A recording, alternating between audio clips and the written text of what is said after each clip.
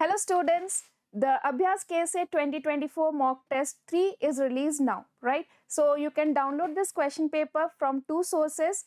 First is your WhatsApp channel. The link of the WhatsApp channel is given in the description section. And if you're watching this video in the YouTube, you have also the link of the question paper in our YouTube community posts, okay? So now I'll explain how you have to download it exactly. So after you join the WhatsApp channel, you'll see this link. You have to click on this link and then the question paper will be here. So you can download this question paper. You can go through the questions. That starts with the chemistry section.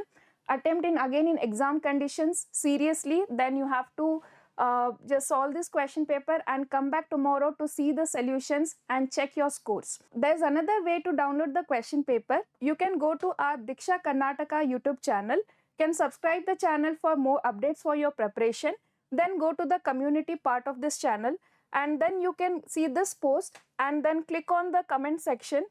And after clicking on the comment section, here you will find a link. So click on this link again to get the question paper, right? So you can download the same question paper. Again, please attempt it under exam conditions and come back tomorrow to see your scores and your performance. So thank you. Please attempt the question paper seriously and come back tomorrow for seeing the solutions.